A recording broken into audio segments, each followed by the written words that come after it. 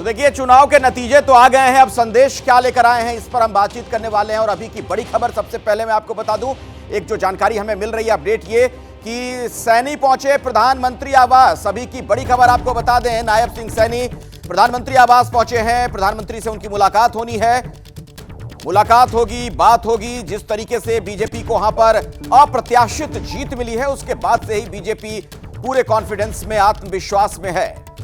और अभी की बड़ी खबर आपको बता दें कि नायब सिंह सैनी प्रधानमंत्री नरेंद्र मोदी से मिलने के लिए पहुंचे हैं, प्रधानमंत्री आवास पहुंचे हैं अभी अभी। इसी खबर पर कुछ और जानकारी लेते हैं अपने सहयोगी नीरज पांडे से। नीरज। बिल्कुल अखिलेश, मैं आपको बता दूं कि मुख्यमंत्री नायब सिंह सैनी हरियाणा के मुख्यमंत्री प्रधानमंत्री आवास पहुंचे हैं। चूंकि आज केंद्रीय कैबिनेट की बैठक भी है, 10:30 बजे से केंद्रीय कैबिनेट की बैठक शुरू होगी, लेकिन ठीक उससे पहले यानी कि करीब 9:50-55 में मुख्यमंत्री का काफिला जब एयरपोर्ट से निकला और सीधे प्रधानमंत्री आवास में पहुंच गया। और अभी फिलहाल जब मैं आपसे बात कर रहा हूं तो प्रधानमंत्री आवास में मुख्यमंत्री नायब सिंह सैनी और प्रधानमंत्री नरेंद्र मोदी की मुलाकात चल रही है। और माना यह जा रहा है कि नायब सिंह सैनी, क्योंकि एक बड़ी जीत हरियाणा में, एक ऐतिहासिक जीत उनके नेतृत्व में हुई है, और इसी के कारण से जब वो आज दिल्ली पहुंचे हैं तो सीधा प्रधानमंत्री नरेंद्र मोदी को बधाई देने, धन्यवाद देने पहुंचे, क्योंकि भारतीय जनता पार्टी के सर्वोच्च नेता हैं नरेंद्र मोदी। और जब भी कोई इस तरह की बात आती है तो यही कहा जाता है कि नरेंद्र मोदी प्रधानमंत्री का ही चेहरे होता है किसी भी चुनाव की जीत में। तो आज वो उनको शुभकामना देने पहुंचे हैं, बधाई देने पहुंचे हैं। और माना यह जा रहा है कि यदि कैबिनेट की बैठक तक वो रुकते हैं अंदर, तो हो सकता है कैबिनेट की बैठक के जरिए भी उनको एक शुभकामना दी जाए। जी शुक्रिया नीरज पांडे, इस अपडेट पर आप नजर बनाकर रखिएगा, आगे भी आपसे बातचीत होगी। और जो डेवलपमेंट देखने को मिला है, जो चुनाव के नतीजे आए हैं, उसके बाद किस तरीके की गहमा गहमी देखने को मिल रही है हर खेमे में, इस पर भी हम बातचीत करेंगे। मेरे साथ अलग अलग जगहों से, अलग अलग लोकेशन से हमारे सहयोगी जुड़ गए हैं। अंकित गुप्ता हरियाणा भवन से मेरे साथ मौजूद हैं, चंडीगढ़ आपको लिए चलेंगे सचिन कुमार के पास, और जम्मू से अजय बाचलू हमारे साथ मौजूद हैं। श्रीनगर भी मैं आपको लिए चलूंगा, आसिफ कुरैशी हमारे साथ वहां से जुड़ चुके हैं, आपको स्क्रीन पर नजर आ रहे हैं। सबसे पहले अंकित, आप हरियाणा भवन से हमारे साथ जुड़े हुए हैं, किस तरह की हलचल वहां पर देख पा रहे हैं, क्या कुछ चल रहा है आज? अखिलेश, जैसी जानकारी मिली थी कि मुख्यमंत्री नायब सिंह सैनी जब दिल्ली पहुंचेंगे तो मुमकिन है वो सबसे पहले यहां पर आएं, लेकिन अभी जैसी जानकारी मिली है कि प्रधानमंत्री आवास पहुंचे हैं अब से करीबन 5 मिनट पहले, और प्रधानमंत्री से मुलाकात करने के बाद में मुमकिन है उसके बाद में वो हरियाणा भवन पहुंचे, क्योंकि 10:30 बजे से कैबिनेट की बैठक है। और अब सवाल यही है कि क्या कैबिनेट की बैठक तक वो वहां रुकेंगे या उससे पहले निकलेंगे। लेकिन एक और जानकारी निकल के सामने आ रही है, नायब सिंह सैनी आज जब दिल्ली पहुंचेंगे तो उनकी कई बैठकें हैं। जैसे कि जानकारी मिली है कि बीजेपी के राष्ट्रीय अध्यक्ष जेपी नड्डा से मुलाकात करेंगे, केंद्रीय गृह मंत्री अमित शाह से मुलाकात करेंगे। उसके अलावा जो हरियाणा को लेकर के दिल्ली में एक और बैठक है जो धर्मेंद्र प्रधान के आवास पर बताई जा रही है, उसमें भी जो वो मौजूद रह सकते हैं। तो इस तरीके का आज का उनका बिजी शेड्यूल है और समझा भी जा सकता है। अब बीजेपी की कवायद क्या है? कवायद यह है कि जल्द से जल्द जो है सरकार बनाने का दावा पेश किया जाए, और शपथ ग्रहण की जो तारीख एबीपी न्यूज ने अपने दर्शकों को बताई है, मुमकिन है कि 12 तारीख यानी कि दशहरा के दिन ये हो सकता है। तो हो सकता है कि वो सारी जो प्रक्रिया है या वो सारी जो रणनीति है बीजेपी की, वो अंदर खाने उस पर चर्चा हो। इसके साथ ही में ये भी जो चर्चा होगी कि विधायक दल की बैठक कब बुलाई जाएगी, क्योंकि औपचारिक तौर पर वो एक प्रक्रिया का हिस्सा जरूर है कि विधायक दल की बैठक लेते हैं। चंडीगढ़ से भी हमारे साथ जुड़े हुए हमारे सहयोगी अंकित, सचिन के पास अब मैं चलता हूं। सचिन, वहां से क्या जानकारी मिल रही है? सरकार गठन को लेकर किस तरह की गहमा गहमी देख पा रहे हैं आप? जी देखिए, सरकार गठन को लेकर क्योंकि मुख्यमंत्री दिल्ली हैं आज नायब सिंह सैनी जो है, तो निश्चित तौर से कैबिनेट को लेकर भी चर्चा होगी कि कौन कौन से चेहरे जो हैं कैबिनेट में होने चाहिए। तो इसमें इस बार बीजेपी के पास एक मौका है फ्रेश ब्लड इन्फ्यूज़ करने का, यंग ब्लड को लाने का, क्योंकि 7 कैबिनेट मंत्री जो हैं वो पहले चुनाव हार चुके हैं। तो बीजेपी की कोशिश ये रहेगी अब कि यंग ब्लड जो है उनको जो है बीजेपी हरियाणा में जो है आगे लाया जाए, उनको बीजेपी का फेस जो है हरियाणा में बनाया जाए। तो उसकी कवायद जो है वो बीजेपी में चल पड़ी है, खासकर वो चेहरे जिन जहां अनएक्सपेक्टेड जो है जीत जो है हासिल की है। आप बात करेंगे उचाना कलां से जो है वो अनएक्सपेक्टेड जीत जो है हासिल की है बीजेपी के कैंडिडेट ने। ऐसे ही बहुत सारे जो यंग कैंडिडेट्स जो हैं जीत के आए हैं बीजेपी के, उनको जो है कैबिनेट में जगह बीजेपी दे सकती है, और इसको लेकर चर्चाएं जो हैं वो चल पड़ी हैं। बीजेपी की कोशिश अब ये रहेगी कि जो ट्रांजिशनल फेज होता है बीजेपी का लीडरशिप में किसी भी पार्टी में, वो जो है अब दिख रहा है हरियाणा बीजेपी। इस पर आगे आपसे बात करूंगा, एक बड़ा अपडेट दर्शकों तक पहुंचा दें। हरियाणा में जीत पर केंद्रीय मंत्री मनोहर लाल खट्टर ने कहा कि मोदी की नीतियों से यह जीत मिली है। तो मनोहर लाल खट्टर का यह बयान सामने आया। वो जीत का जो श्रेय है, क्रेडिट है, वो प्रधानमंत्री मोदी को देते हुए कह रहे हैं कि मोदी की नीतियों से मिली है जीत। तो हरियाणा में जीत पर केंद्रीय मंत्री मनोहर लाल खट्टर का यह अहम बयान। उन्होंने स्पष्ट तौर पर यह बात कही कि ये दरअसल प्रधानमंत्री नरेंद्र मोदी की जो नीतियां हैं, जो उनकी पॉलिसीज हैं, उसकी वजह से यह जीत मिली है।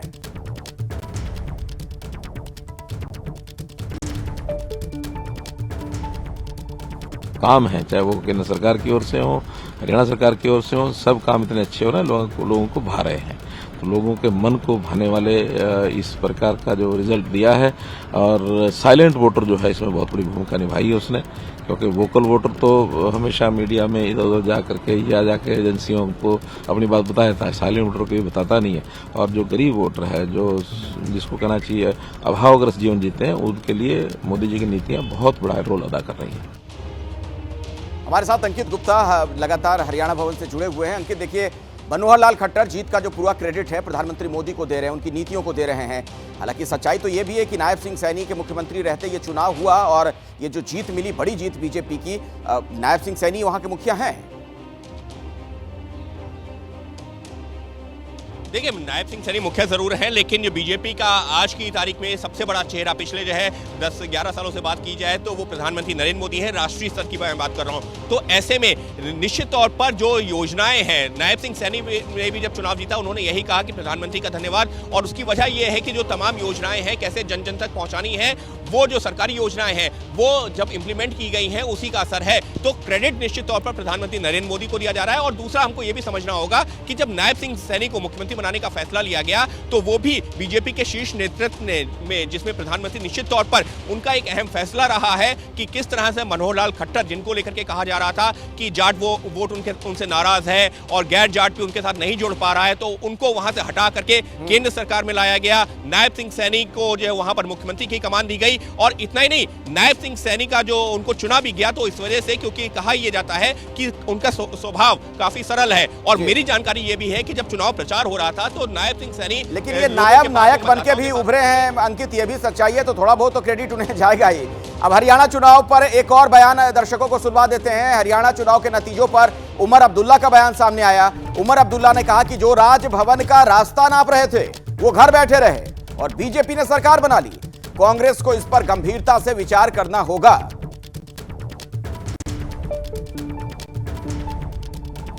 हरियाणा में अब बैठ के समझना पड़ेगा। मतलब मैं तो पहले ही से कहता था कि ये एग्जिट पोल जो है ये आप खामखा वक्त बर्बाद कर रहे हो, लेकिन इतना गलत, मतलब कि बंदा सोच भी नहीं सकता है। आप चले ना, 18 के 20 होते, 20 के 22 होते, यहाँ 30 के 60 हो गए और 60 के 30 बने। और जो लोग मतलब अपनी कपड़े तैयार करके राजभवन का जो है रास्ता नाप रहे थे वो बेचारे घर में बैठे रहे और बीजेपी ने तीसरी बार वहाँ हुकूमत बनाई। अब इसके पीछे क्या वजूहात हैं, उस पर कांग्रेस को थोड़ा सा तो गहराई में जाके सोचना होगा। तो उमर अब्दुल्ला ने जो कुछ कहा है हरियाणा चुनाव नतीजों के संदर्भ में, उसका आखिर मतलब क्या है, जरा समझते हैं। आसिफ कुरैशी भी लगातार हमारे साथ जुड़े हुए हैं। आसिफ, कांग्रेस को जो ये नसीहत दे रहे हैं हरियाणा के मामले में उमर अब्दुल्ला, इसका मतलब क्या निकाला जाए? बिल्कुल, देखिए, सीधे तौर पर ही नेशनल कॉन्फ्रेंस के उपाध्यक्ष उमर अब्दुल्ला का ये कहना है कि कांग्रेस की जो नीति रही है, ख़ासतौर पर अगर हरियाणा की बात करें यहाँ पे, तो वो जिस तरीके से आश्वस्त होकर बैठे थे, ज़मीनी हकीकत कुछ और थी। और कहीं ना कहीं उमर ने तो एलॉबरेट नहीं किया, लेकिन जो कांग्रेस की आंतरिक लड़ाई रहती है वो उनके पतन का कारण बन रही है। ये ना सिर्फ हरियाणा में देखने को मिला बल्कि जम्मू कश्मीर में भी इसी तरीके के जो नतीजे आए हैं वो इसकी अक्कासी करते हैं। जम्मू क्षेत्र में जहां प्रमुखता तकरीबन 25 से 27 सीट पे कांग्रेस लड़ी थी, केवल 1 सीट पे वो जीत पाई है। कश्मीर घाटी में 7 सीट पे लड़े थे और उसमें से जो 5 सीट हैं वो जीत गए हैं। यानी कांग्रेस जो जम्मू कश्मीर के चुनाव में भी 6 सीट जीती हैं, उनमें जो सबसे बड़ा चंक यानी 5 सीट वो कश्मीर घाटी में जीत पाए हैं, क्योंकि यहाँ पे ऐसी सीट्स पे वो लड़े थे जहाँ पे नेशनल कॉन्फ्रेंस ने अपने प्रत्याशी खड़े नहीं किए थे, या फिर अगर फ्रेंडली फाइट हुआ था वो वाली सीट नेशनल कॉन्फ्रेंस जीत गया। यानी ज़मीन पर कांग्रेस की जो प्रेजेंस है वो काफ़ी कम है। और इसी बात की जो उमर ने चुनाव से पहले भी किया था कि जब राहुल गांधी की रैली श्रीनगर चुनाव से पहले हुई थी और उन्होंने कहा था कि कांग्रेस को कश्मीर घाटी को छोड़ जम्मू में ज्यादा जोर देना चाहिए था, राहुल को वहां ज्यादा रैली करनी चाहिए थी। बिल्कुल, ये वाला बयान उन्होंने दिया था, उस पर भी कई सवाल तब खड़े हुए थे। मेरे साथ अजय बाचलू भी जुड़े हुए हैं, जरा उनके पास भी मैं चलना चाहूंगा। और अजय, जिस तरीके के नतीजे जम्मू कश्मीर में आए हैं उसको लेकर अब वहां से क्या रिएक्शंस आपको मिल रहे हैं, किस तरीके से इसे वहां देखा जा रहा है, खासतौर पर लोग क्या कह रहे हैं? चूंकि ये चुनाव बड़ा महत्वपूर्ण था, एक दशक के बाद वहां पर इस तरीके से विधानसभा का चुनाव हुआ था और बदली हुई परिस्थितियों में 370 को हटाए जाने के बाद।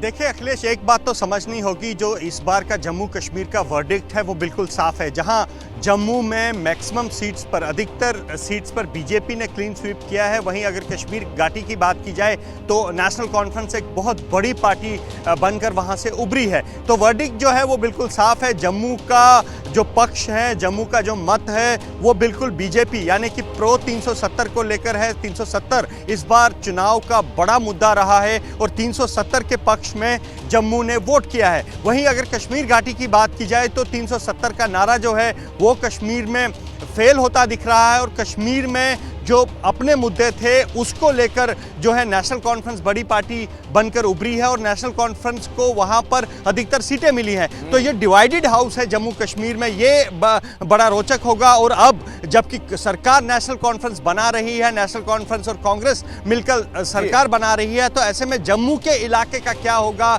जम्मू में जिन इलाकों से बीजेपी क्लीन स्वीप करके आती है उन इलाकों में क्या होगा, ये एक बड़ा सवाल यहाँ पर सबके मन में है। आगे भी बातचीत अजय आपसे होगी। तो ये जो पूरा घटनाक्रम देखने को मिला है, जो जो जानकारियां हमें मिल रही है हरियाणा से या जम्मू कश्मीर से, उस पर हमारी नजर बनी हुई है। तमाम विश्लेषण भी आगे आप देखते रहेंगे, कई मेहमानों से भी हम आपको मिलवाएंगे।